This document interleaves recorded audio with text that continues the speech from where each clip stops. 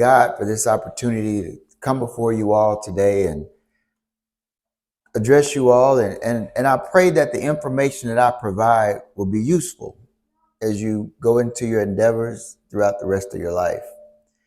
Now, the pastor was talking about decisions. And, you know, it was many, many years ago that I was a young teenager, but I remember just like yesterday. And what I remember so well is how big everything was right now. Everything is a big deal. You know, I remember trying to fight a little bit too, you know. We didn't have guns back then, but I remember getting angry. Somebody said my pants didn't come in right at the bottom. You know, and I was so upset about it, losing sleep. But now, somebody tells me my pants don't look good. I tell them, all right, way to go. I like your pants though, but that's age and time. But what I want to do is share a couple of stories or experiences that I had that changed my life. And hopefully from these experiences, you all might be able to take something from it and just have this foresight as you go through your life making decisions. Because as Pastor said, one bad decision can change the trajectory of your entire life. And that's something you really want to keep in mind, okay? So let's start out with the first lesson that I want to share with you all, okay? And that's a lesson of not being so quick to let other people influence you, okay? Now, I remember this story just like it was yesterday, Pastor. I was in the 10th grade. It was the first of the year, and I was on my way to football practice. Now, when I was in the 10th grade, that was the first year of playing with the high school. And 10th graders normally didn't play on the football team, not on the football field. Now, do we have any football players? You look like a football player. Oh, okay. What position do you play? Defense. That's what I play. Defensive end. Okay. Might have to bring you up with some demonstrations a little later. So I'm on my way to the field house, and the way the school was set up, you have to walk across the football field to get to the field house. All right. And when I was just hitting the football field, I heard a couple of guys say, "Yo, hey, yo, come." So I looked over and I saw these guys, right? Now the guys that were calling me, these were the cool guys. They didn't play football. They were older than me. I think I was 15 in the 10th grade. I think one guy was 17. Another guy was 16. And they said, "Hey, come here. So I went over. I was a little bit nervous because these guys, they were like guys that everybody wanted to hang with because they had all the girls. They were bad. They smoked cigarettes and drugs. They were just the guys, all right? They were the guys that'll beat you up. They just were the guys you wanted to hang with at that time, or so we thought. So I went over there and I was like, "Hey, what's going on?" They said, "Where you going?" I said, I'm headed to practice." They said, "You're not going to play. You ain't nothing but a 10th grader. Come on, walk with us." And I was like, "I got to go to practice." And they were like, "Man, they said, look, we have some drugs." They were straight up. We got some weed, man. We got 3 girls, and we need another guy because it's just 2 of us. They told me who the girls were. And I was like, "What?" "Yeah, come on, man." I was like, "Okay, yeah, let's go." All right. I was young, 15. So I started walking with them. And another football player stopped me. He said, "Man, where you going, Quinn? Where you going?" I said, "Man, I'm going to holler at you." He said, "Dude, if you don't come to the field house, you're not going to dress out on Friday night." And something snapped. I said, "Oh, I can't go, guys. Man, we knew you were weak." I was like, all right. And I went on to the field house. Now, I remember so well sitting on my locker. And I was thinking, man, I'm tired of being a loser, man. I'm not going to play on Friday night. My dad is driving down from Atlanta to see me. I'm never going to have girls. Oh, man, I hate my life, you know. Time to go out on the field. I looked out the corner of my eye and I saw the police, a whole lot of lights. The guys were getting arrested. They were getting arrested. And what happened was, I later learned they had weed or marijuana. They had 3 girls. And basically the way it went down was they told the girls, they said, look, give us $5 on this weed. We bought this weed. We're going to have some fun. What's up? What's up? And some kind of way it was understood that they were exchanging drugs for money. What category is that, Pastor? Category 6? Category 6. So they got taken to jail, and basically, they got out, but they had all these problems, and their lives just didn't go well. Didn't go well. Now let's talk about me. Let's talk about me. So I practiced hard that day, boy. I was just nervous, man. And I did pretty good. The night of the game, that Friday night, my dad came down. My dad was a used car salesman, and he was coming to Macomb. I'm from Macomb, and he was bringing a car to sell, or a switch or something.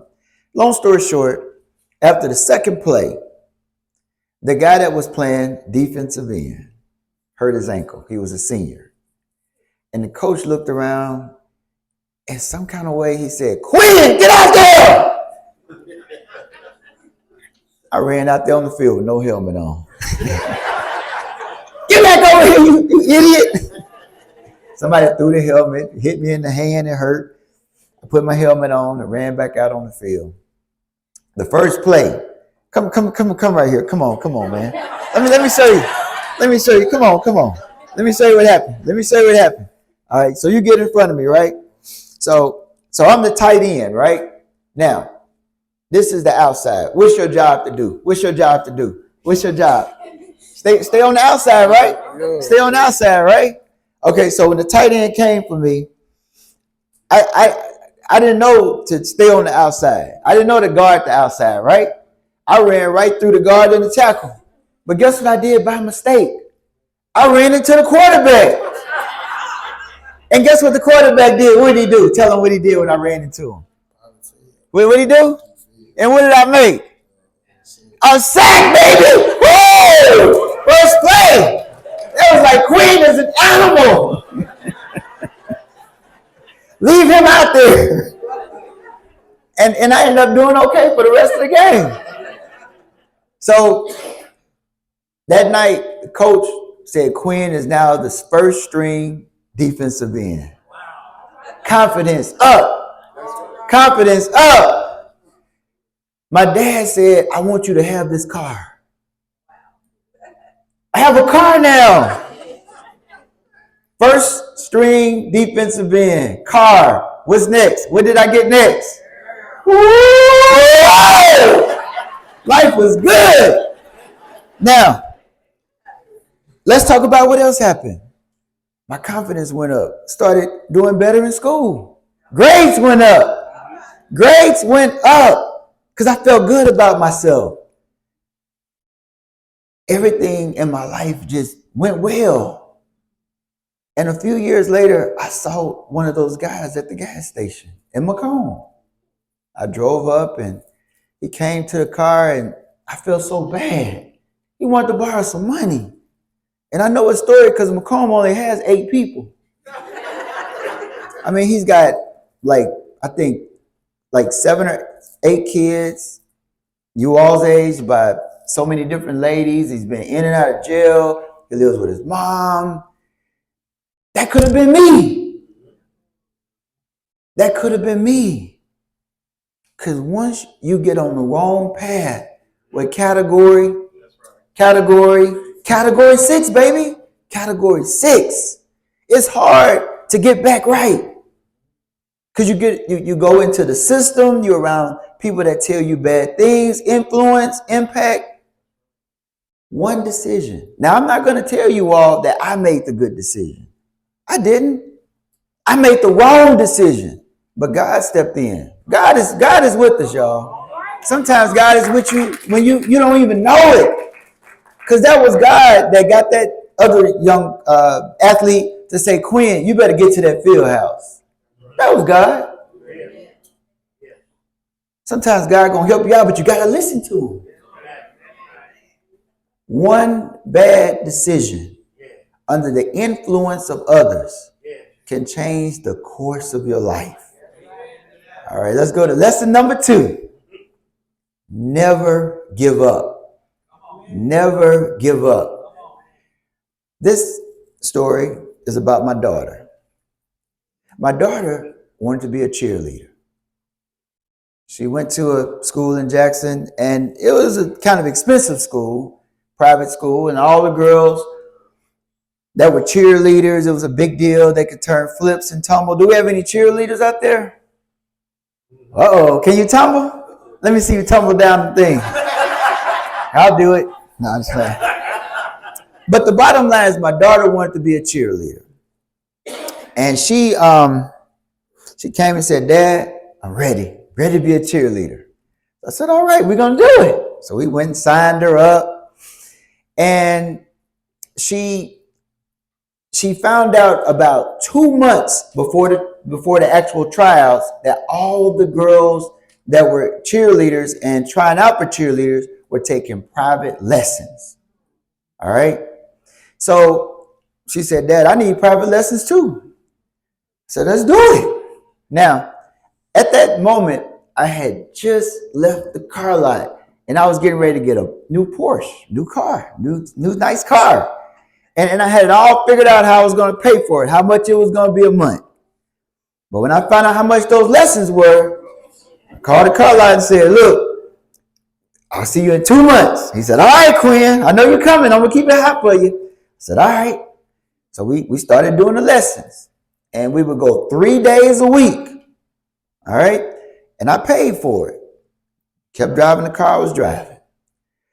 So the night of the tryouts, my daughter, I went, she was with her mom and I went to her house and we opened the email and it said, we regretfully inform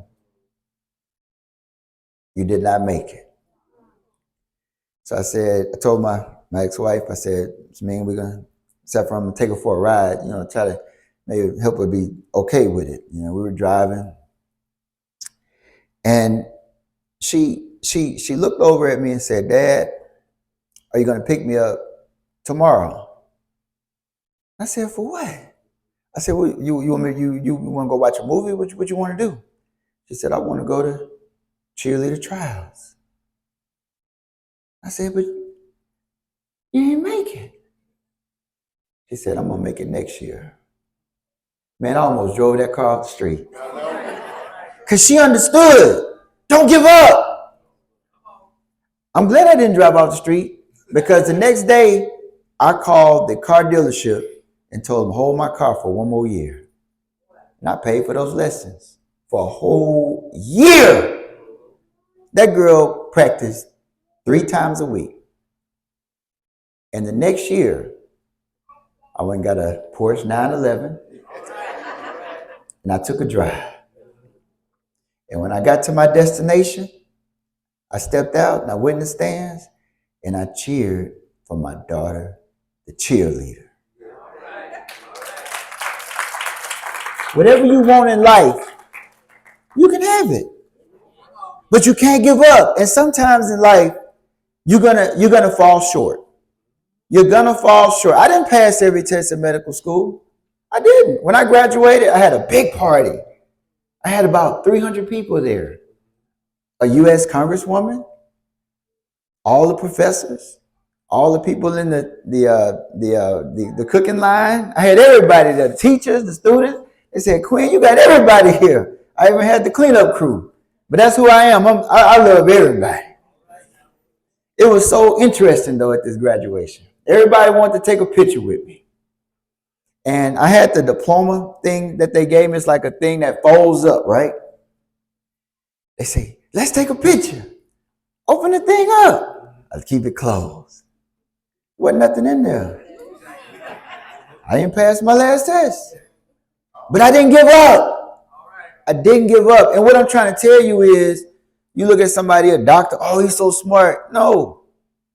He have to work hard, but he don't give up. And I studied very hard, took the test over, passed it, and they mailed my diploma in the mail.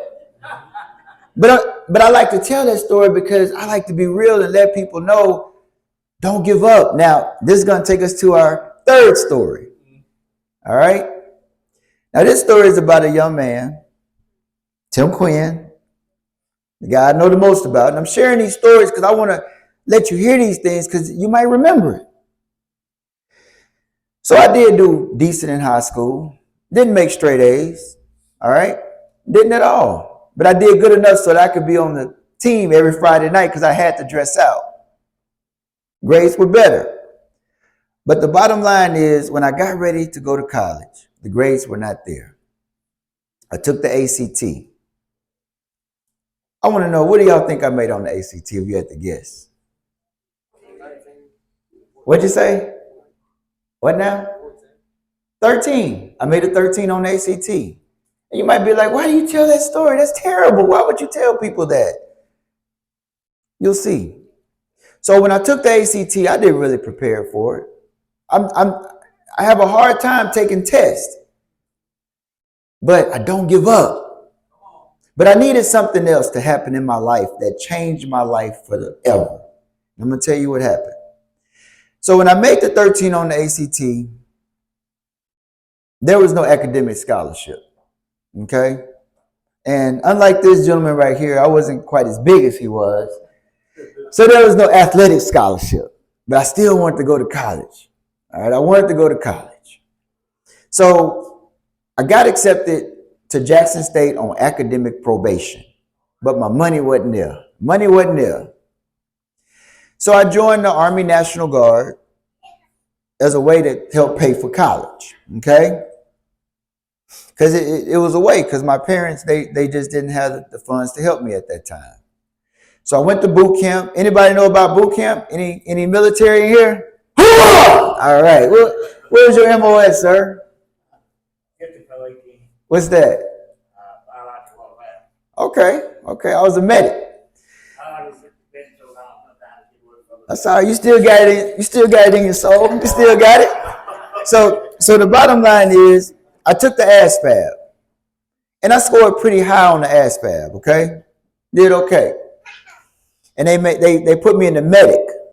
So I went to boot camp, did well in boot camp because I was an athlete. I played football, I ran track, just in good physical shape, and did well in boot camp. Exceeded, assistant platoon guide. But then I went to AIT. Now AIT, for you all that don't know, is like college for the military, where you go learn your specific job skill. And when I went to AIT, I had, a little bit too much fun. Didn't study, didn't apply myself, and I was flunking out. And I met with my commander. And my commander basically said, because you failed every test since you got here, we're going to send you to Fort Benning, Irving, and do infantry. And that's when the war started. All right, I'm telling my age now. That was 1990. Desert Storm. Y'all wasn't even thought about yet. But there's a lesson to it. So I asked the commander, I said, listen, sir, if you'll just let me take the last test one more time. He said, okay, Quinn, you have 4 days to prepare. And for the first time in my life, now I did note when I got a first string position on the football team, I started doing better, but what I didn't tell y'all was I was going to be failing in the 10th grade had I not changed my mode. So I got better, but I never really applied myself to the level that I applied myself, because I thought that if I don't pass this test, I was going to have to do infantry and go fight on the front lines. And I thought that was going to be the end of me. All right. So I studied for this test just every day, all day for 4 days, and took the test. And for the first time in my life, I made 100 score. They were like, man, I said, I made 100. I was like, that's me.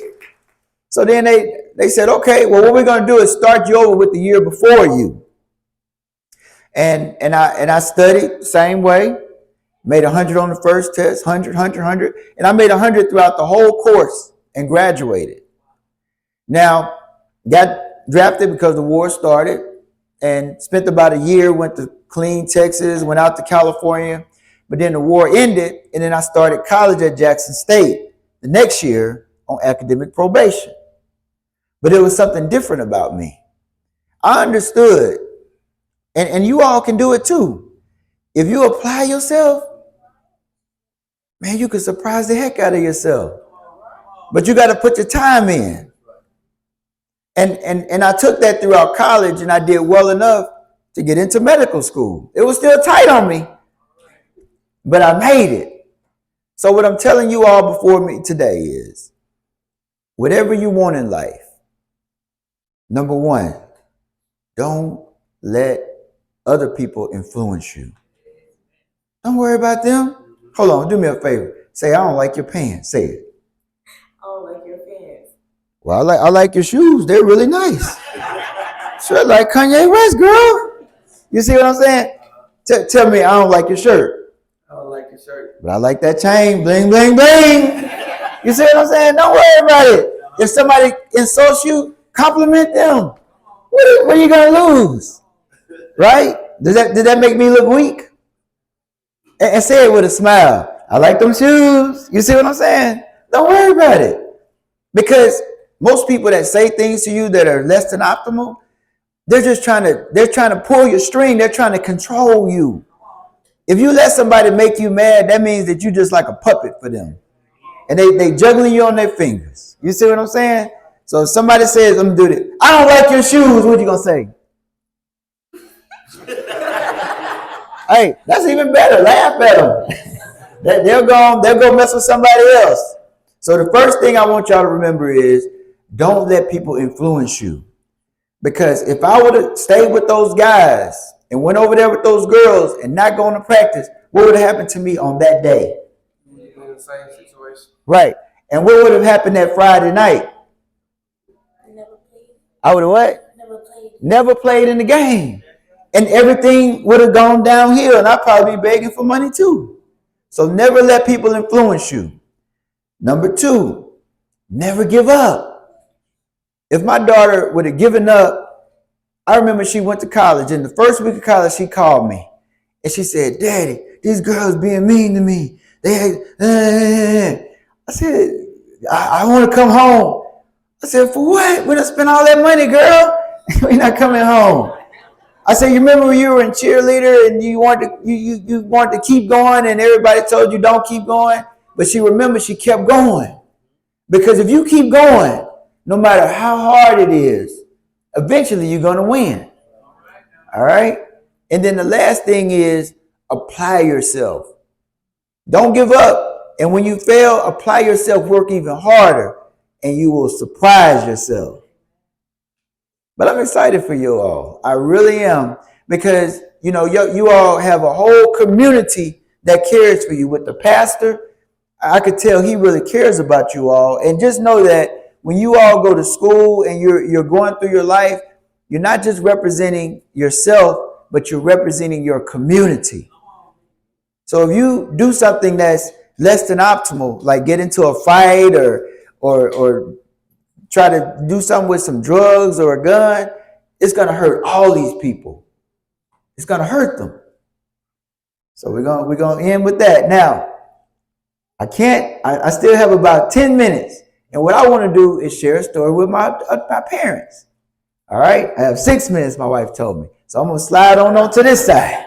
Because, I got to fuss at everybody today. Now, I just want to leave something on y'all's minds, all right? Leave something on your mind. Health is your number one earthly asset. I have a lot of patients. I have patients that are doing very well financially. I have patients that are struggling. But across the board, even with the people with all the money, if their health is not good, they're not good. Now listen, I want to just tell y'all a quick story because I got all these stories. I'm a product of the Church of God in Christ. My grandfather had 3 churches, and I grew up with all these stories. But he used the stories to help people remember. Because y'all going to remember Dr. Quinn out there running out there with no helmet on. Y'all going to remember that. Y'all going to remember something. Hey, come on, let's smoke this weed. Nah, I want to be like Dr. Quinn. All right, so you're going to remember. But this story right here was a real patient of mine. And she came to see me because she was getting ready to go to her high school reunion. 20 years high school reunion. All right. Now, this particular lady, it was about 9 months before the reunion. And she came in and she was smiling. Look at me in my eyes. I said, who are you? This woman ain't never smiled. I had a depression on Celexa. All right. She was very depressed. Not only that, she had really bad diabetes. And I told her, your GFR or your kidney function is getting worse every week. Her blood pressure was uncontrolled. Her joints hurt. She wore clothes she was just a person that was very ill mentally and physically. But she had a look in her eye. She was going to the high school reunion 20 years. So what does that make her? 38? 38. She showed me a picture in her phone on Facebook of some man. He was a good looking man. I don't mind saying a man, good looking man. He was a good looking man. All right. And she shared with me, she said, Dr. Quinn, if you were reading that thing, he just got divorced. Oh, okay, yeah. All right. I'm not happy about him getting divorced, I don't think, but okay, yeah. But I'm happy you're happy. But what she shared was, she said, Dr. Quinn, you've been beating me up every time I come. You want me to, get in better physical shape, lose some weight. And she said, Dr. Quinn, I'm ready. I'm ready to lose weight because I'm going to get that man. So I said, all right. So I'm an opportunist. I said, I got to take advantage of this. So what she and I did, and I brought my team in, a couple of my nurses, because, my grandfather, he would bring people closer to God. That's when they come, he'd be so happy they come down that aisle and they start playing that music. What's this denomination? Oh, y'all don't dance like that. Okay. You get down, boy. My granddaddy used to get down. And see, that's the way I feel when somebody want to come on over to the health. Come on over. They start playing that music in my brain. So I brought my team in and we came up with a plan. We had a diet. She's got to write down everything she eats. She's got to check in every 2 or 3 days and give us a report. She was going to email it to us. And she did it. She's supposed to walk every day, and then she's going to come to our walking program on Saturday. And she did it. And she was losing weight. She was losing weight. In 9 months, her hemoglobin A1C, that's the test for diabetes. Now, she was initially on 2 types of insulin. Over 9 months, we were able to take the insulin down. Take the insulin down. Take the insulin down. No more insulin. A1C went from 14 all the way down to 7. No more insulin. Kidney function up. Kidney function up. Kidneys working now. No dialysis in the near future. Joints feeling good. She can move. We'll practice some dance move. I was trying to teach her. Y'all didn't know I'm a great dancer as well, but no, I'm a terrible dancer. But the bottom line is no insulin, kidney function better, diabetes better, blood pressure control, cholesterol control. A heart attack probably not going to happen now. So we had to get an outfit together. So my team, we one of my nurses met with her. They bought the outfit. She became it was exciting. All right. So the week before the event, like a few days before she left, she came into the clinic. And when I walked in that room, she did like this. Woo! Boy, that hair was just flying. I said, girl, your hair is beautiful. She said, it is mine. I said, okay. So she went to the reunion. A couple of days later, no call. I said, dang, what happened? I said, call her. So they call her, no call, no answer, no nothing. We finally got her on the phone a few days later. And she said, I just got to come in. Come on in. Cleared it up the schedule. So she came in, and I remember I went in the room with my crew, the two ladies that were invested in this young lady's happiness. And she told her, she said, Dr. Quinn, I'm just a big fat loser. I was like, what do you mean? She said, Dr. Quinn, I went to the reunion. Guy was ignoring me. I tried to talk to him, and I finally just told him. She said he laughed so hard, and he got everybody in on the joke. And she said, Dr. Quinn, I just ran out of there. I said, first of all, you're a winner because you dodged a bullet. I said, that guy was a jerk. I said, he probably was a jerk to the first woman. She probably divorced him. I said, you don't want him? I said, because you're a beautiful black woman. The woman, she started out, I think she was like a size 24 dress size. She got down to a good 16, which is good. She looked good. But she thought she was bad. But I said, listen, let's go look at this computer. So we looked at the computer and we remembered how she got off insulin, her diabetes controlled, her kidneys are good, her blood pressure is good. That heart attack probably not going to happen now, that stroke. The bottom line is she's healthier. And I love to tell that story because what I want everybody in this church to know, we already know, if you invest in your health, God is going to bless you like you would never know. See, we talk about blessings with a brand new car. What's a car going to do? Nothing. But what's a heart attack going to do? Kill you. So let's all get healthy. Let's continue our Tuesday and Thursday night exercise class. I love it. My beautiful wife, Melissa, she's actually working with the Mississippi State Department of Health, and they're getting ready to start a task force. And I'm going to make sure Melissa talks to you because they're going to have resources from the state of Mississippi that's allocated through the health department for healthcare ministries and churches. So she might be able to provide you all with some type of equipment. I'm not sure yet, but her first meeting is on Friday. Melissa is very involved in a lot of community outreach projects, but I think this one would be great, especially since do you all have a healthcare nurse? Perfect. Okay, so she'll follow up, but she already has your information, and we hope that we can bless you all with some of the amenities that she'll have access to. But the bottom line is, I hope that the information that I've provided today. But before we go, do we have any questions from anybody in the audience? Not right now. Okay, good. What about you? Ready? Let's go. Come on. No, I'm just kidding. Okay, so I'm going to turn it back over, and I really appreciate you all allowing me to come before you today. And like I said, I hope that the stuff I told you, you'll remember. Only thing I want you to remember is when that guy says, come on, man, let's go hit this. What you going to say? No. I don't like your shoes. You going to laugh? Okay, what about this right here?